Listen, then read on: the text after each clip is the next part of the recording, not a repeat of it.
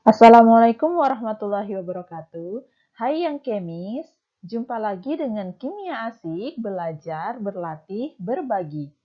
Nah, pada video kali ini kita masih akan belajar tentang alkohol dan eter, bagian kedua. Yang kemis, perlu kalian ingat bahwa prestasi tak dapat diraih tanpa semangat. So, tetap semangat ya. Nah, ini yang akan kita pelajari dalam beberapa waktu ke depan, yaitu yang pertama adalah sifat-sifat dari alkohol dan eter, baik itu sifat fisik maupun sifat kimia yang termasuk di dalamnya adalah reaksi-reaksi kimia alkohol dan eter. Selain itu, kita akan belajar tentang sintesis atau pembuatan alkohol dan eter. Kemudian, kegunaan dari alkohol dan eter, dan tidak lupa dengan beberapa latihan soal. Oke, kita akan masuk pada sifat-sifat dari alkohol dan eter. Yang pertama yang akan dibahas itu adalah sifat fisik dari alkohol dan eter. Sifat fisik alkohol pada suhu kamar, alkohol bersuhu rendah akan berwujud cair, sedangkan yang bersuhu tinggi berwujud padat. Artinya, semakin panjang rantai karbon suatu alkohol, maka wujudnya akan menjadi padat. Alkohol dengan suhu makin tinggi atau dengan rantai yang semakin panjang akan mempunyai titik didih dan titik leleh yang makin tinggi pula. Artinya semakin panjang rantai karbonnya, maka titik didih dan titik lelehnya akan semakin tinggi. Alkohol larut dalam air, artinya berarti alkohol itu adalah senyawa polar. Tetapi kelarutannya berkurang jika suhu makin tinggi. Semakin panjang rantai karbonnya, maka akan semakin sulit larut dalam air. Khusus untuk metanol, etanol, dan propanol itu larut dalam air pada semua perbandingan. Alkohol itu tidak menghantarkan arus listrik atau non-elektrolit. Eter, dimetil eter itu berbentuk gas pada temperatur kamar dan eter sederhana lainnya berbentuk cairan yang mudah menguap. Eter mempunyai titik didih dan titik leleh lebih rendah daripada alkohol yang bersesuaian atau maksudnya ini eter dan alkohol yang mempunyai jumlah karbon yang sama, maka eter itu akan memiliki titik didih dan titik leleh yang lebih rendah dibandingkan alkohol. Hal ini karena tidak adanya ikatan hidrogen pada eter. Nah, alkohol dalam persenyawaannya, molekul-molekul alkohol itu dapat mempunyai ikatan hidrogen antar molekulnya, sehingga titik leleh dan titik didihnya itu lebih tinggi dibandingkan eter yang tidak memiliki ikatan hidrogen dalam molekulnya. Eter sukar larut dalam air karena molekulnya tidak begitu polar. Tadi alkohol larut dalam air, sementara eter sukar larut dalam air karena molekulnya tidak begitu polar. Dalam laboratorium, eter sering dipakai untuk pelarut senyawa nonpolar seperti lemak dan damar.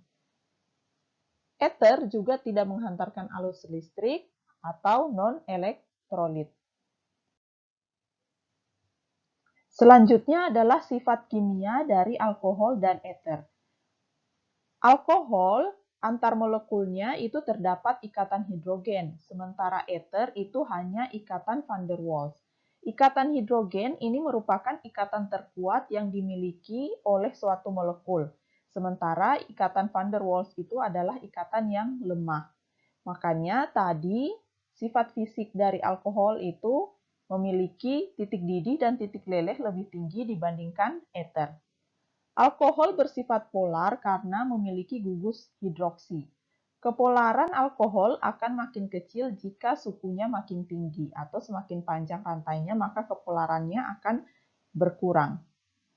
Molekul eter tidak begitu polar sehingga kelarutannya dalam air sedikit, yang menyebabkan eter ini dikatakan sebagai nonpolar, makanya dapat digunakan untuk melarutkan senyawa-senyawa nonpolar lainnya. Alkohol dapat bereaksi dengan logam kalium dan logam natrium. Alkohol primer dan sekunder dapat dioksidasi dengan menggunakan oksidator, tetapi alkohol tersier tidak. Eter sangat tidak reaktif, tahan terhadap pengoksidasi atau pereduksi, asam-asam encer, dan basa. Ether mudah terbakar dengan oksigen menghasilkan CO2 dan H2O. Kita lanjutkan pada reaksi-reaksi alkohol. Reaksi yang pertama adalah reaksi dehidrasi. Reaksi dehidrasi pada alkohol itu merupakan reaksi eliminasi atau reaksi penghilangan, di mana senyawa yang berikatan tunggal berupa alkohol itu berubah menjadi senyawa berikatan rangkap berupa alkena, dengan melepaskan molekul kecil berupa air. Nah, itu merupakan ciri dari reaksi eliminasi. Di awal itu adalah senyawa berikatan tunggal, kemudian hasil reaksinya adalah senyawa berikatan rangkap dan juga molekul kecil, contohnya itu adalah air. Nah, ini adalah contoh dari reaksi dehidrasi. Kita ambil contohnya itu adalah etanol. Kita uraikan strukturnya seperti ini agar lebih jelas melihat yang mana yang akan dilepaskan atau yang akan dieliminasi berupa air. Air yang dilepaskan itu berasal dari dua atom C, di mana atom C yang satu melepaskan hidrogen, dan yang satunya lagi itu melepaskan gugus hidroksi atau gugus OH. Nah, keduanya ini yang akan menjadi air yang dieliminasi. Nah, ketika masing-masing dari atom karbon ini sudah melepaskan hidrogen dan gugus hidroksi, maka akan terbentuk ikatan baru, sehingga yang tadinya hanya berikatan tunggal, C ini hanya berikatan tunggal, menjadi berikatan rangkap. Jadi yang tadinya alkohol atau etanol, contohnya ini, maka akan menjadi etena yang berikatan rangkap 2. Selanjutnya adalah reaksi pembentukan ester atau reaksi esterifikasi. Ketika alkohol direaksikan dengan asam karboksilat, maka akan membentuk suatu ester yang disebut dengan reaksi esterifikasi. Nah, kita lihat contoh berikut. Ini adalah rumus umum dari reaksi esterifikasi. Struktur yang pertama ini adalah struktur dari asam karboksilat yang akan kita pelajari nanti. Nah, sudah jelas kalau untuk struktur yang kedua, ini adalah struktur dari alkohol. Kita lihat perubahannya.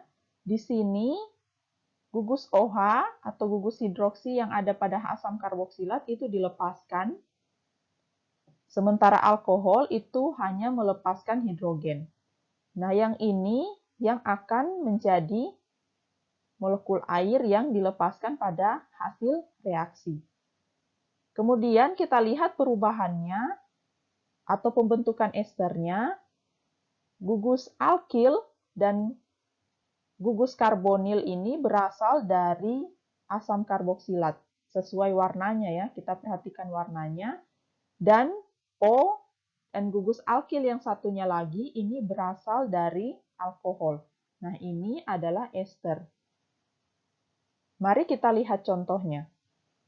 Misalkan dari asam karboksilat itu adalah asam etanoat. Ini adalah struktur dari asam etanoat.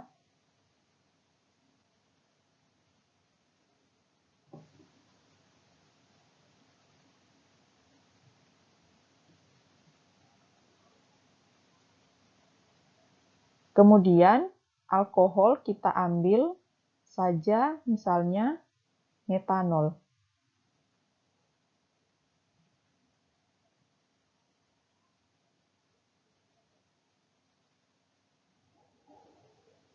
Nah, kita lihat bagaimana.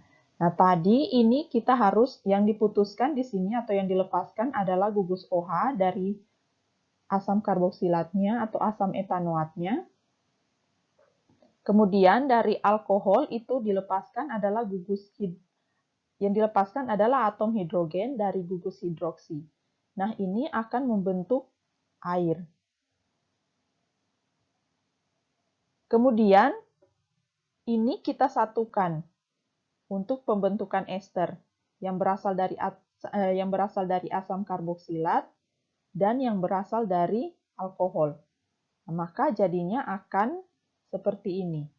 CH3, CO,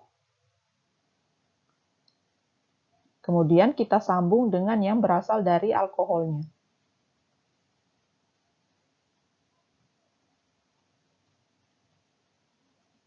Kita sambungkan, kita lihat perubahan warnanya.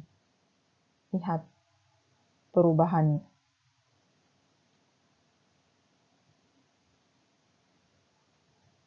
Ini berasal dari alkoholnya. Ini adalah ester.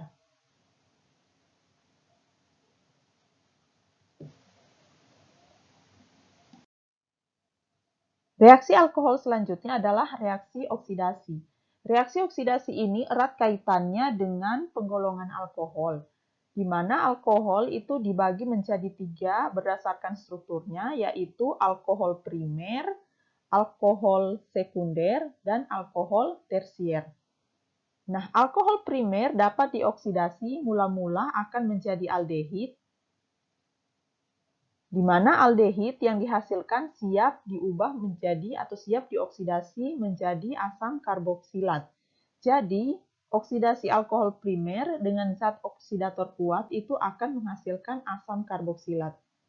Alkohol sekunder itu dapat dioksidasi menghasilkan keton, sedangkan alkohol tersier itu tidak mengalami oksidasi.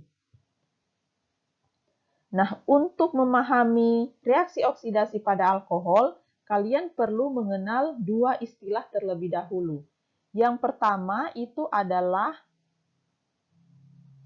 atom C-karbinol. Atom C-karbinol ini adalah atom C yang mengikat gugus OH. Jadi atom C yang mengikat gugus OH itu disebut dengan atom C-karbinol. Nah, hidrogen yang terikat pada atom C-karbinol itu disebut dengan hidrogen karbinol. Sekali lagi, atom C yang mengikat gugus OH itu disebut dengan atom C-karbinol. Sehingga hidrogen yang terikat pada atom C-karbinol itu disebut dengan hidrogen karbinol. Kita masuk pada reaksi oksidasi, contoh dari oksidasi alkohol primer. Di sini ada contoh oksidasi alkohol primer itu terjadi pada etanol. Kita uraikan struktur dari etanol itu sehingga kita bisa melihat atom hidrogen karbinolnya. Nah, di sini etanol mempunyai 2 hidrogen karbinol. Zat oksidator itu salah satu oksigennya menyerang atom hidrogen karbinol sehingga berubah menjadi seperti ini. Ada tambahan oksigen yang berasal dari oksidator.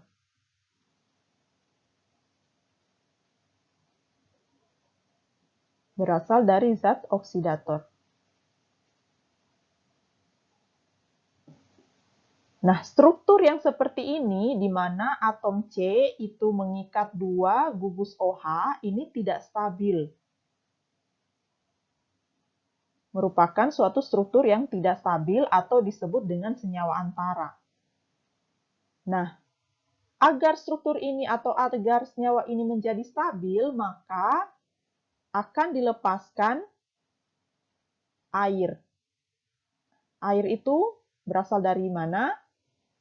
Berasal dari gugus hidroksi yang satu dan hidrogen dari H-karbinol yang tadi ditambahkan O yang berasal dari zat oksidator.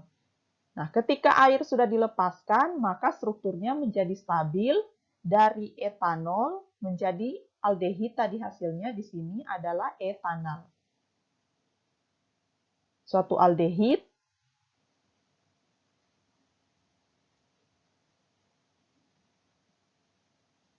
dan kemudian ketika dioksidasi lebih lanjut itu menghasilkan asam karboksilat.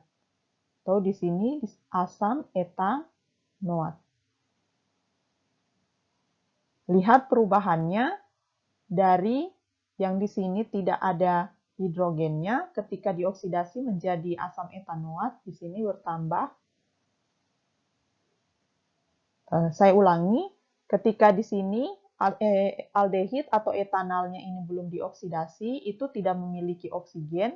Nah, setelah dioksidasi menjadi asam karboksilat, di sini ada penambahan oksigen. Berikutnya adalah oksidasi pada alkohol sekunder.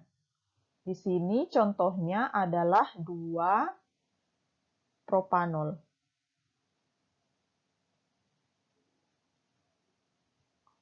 Kita uraikan strukturnya sehingga terlihat atom hidrogen karbinolnya. Nah, zat oksidator itu oksigennya menyerang hidrogen karbinol dari 2-propanol itu sehingga membentuk senyawa antara. Ingat tadi pada proses oksidasi alkohol primer itu bentuk yang seperti ini itu adalah bentuk yang tidak stabil.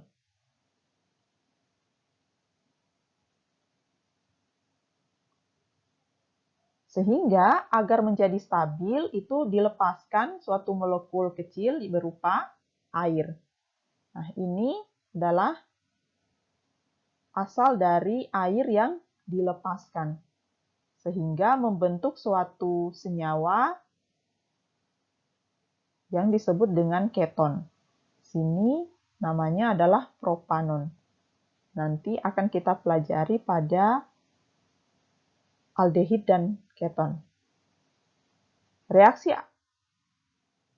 oksidasi alkohol sekunder itu menghasilkan suatu keton atau di sini pada contohnya itu adalah propanon. Nah, sementara alkohol tersier itu tidak dapat dioksidasi. Di sini tidak ada reaksi oksidasi. Tidak dapat dioksidasi, mengapa? Karena alkohol tersier itu tidak memiliki hidrogen karbinol. Nah, kita lihat di sini atom C karbinolnya itu tidak memiliki hidrogen di sekelilingnya. Sehingga tidak ada hidrogen karbinol yang dapat diserang oleh oksidator. Makanya alkohol tersier itu tidak dapat dioksidasi. Materi selanjutnya adalah reaksi-reaksi eter, di mana di sini yang dimaksud adalah reaksi eter dengan asam iodida. Eter bereaksi atau terurai dengan asam halida terutama Hi itu membentuk alkohol dan alkil halida jika asam halidanya itu dalam keadaan terbatas atau jumlahnya terbatas. Kita lihat rumus umumnya di mana gugus alkoksi dari eter itu akan bereaksi dengan atom hidrogen yang berasal dari asam iodida membentuk suatu alkohol. Sementara gugus alkana dari eter itu akan bereaksi dengan atom I dari asam iodida. Akan membentuk haloalkana atau alkil halida.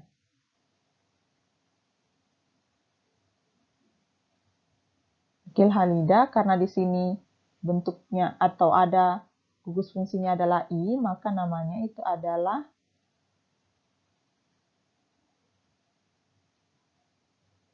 alkil iodida.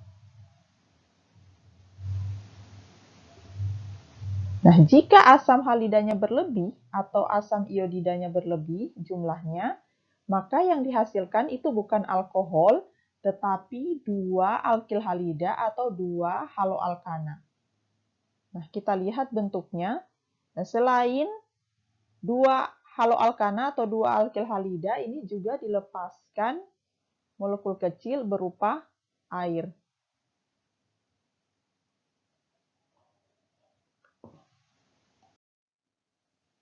Mari berlanjut pada sintesis atau pembuatan alkohol dan eter. Pembuatan alkohol.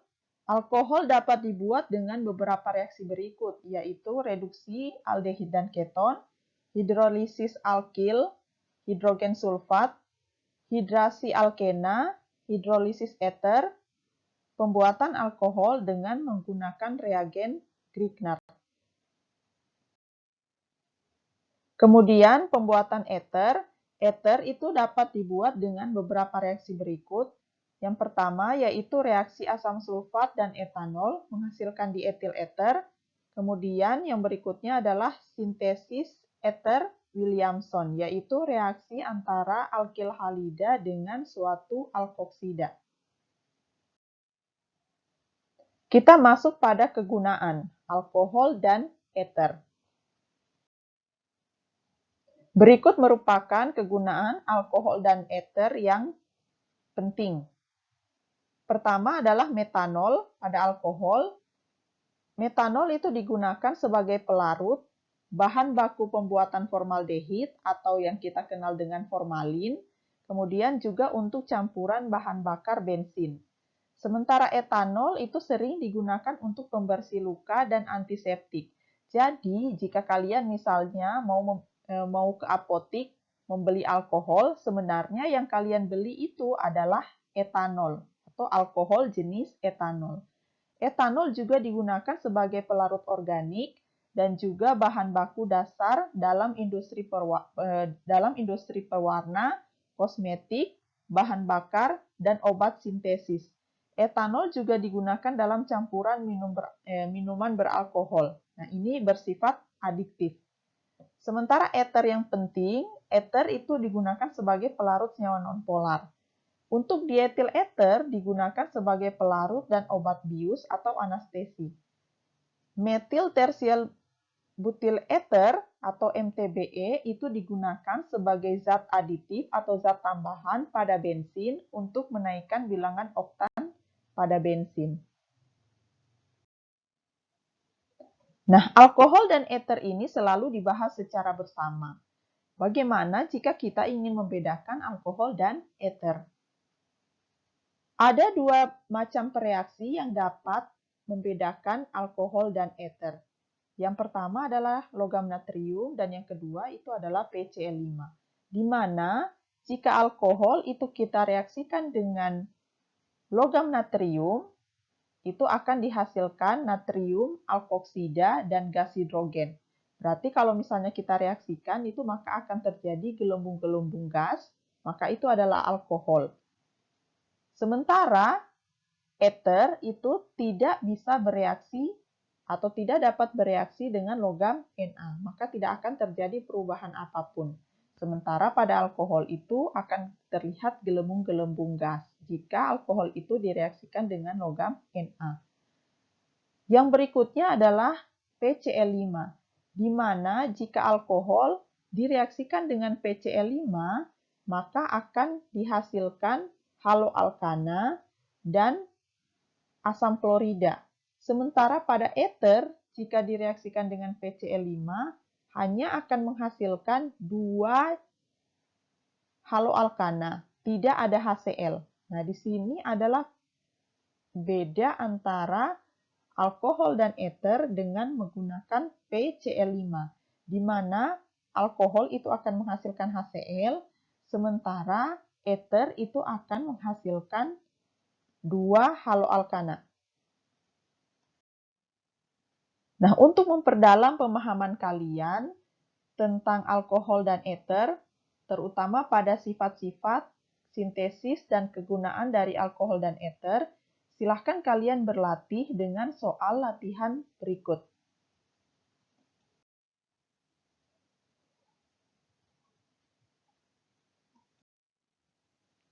Demikianlah materi kita tentang sifat-sifat, sintesis, dan kegunaan alkohol dan eter. Jika kalian menganggap video ini bermanfaat, Silahkan kalian share kepada teman-teman kalian agar manfaatnya menjadi lebih luas lagi.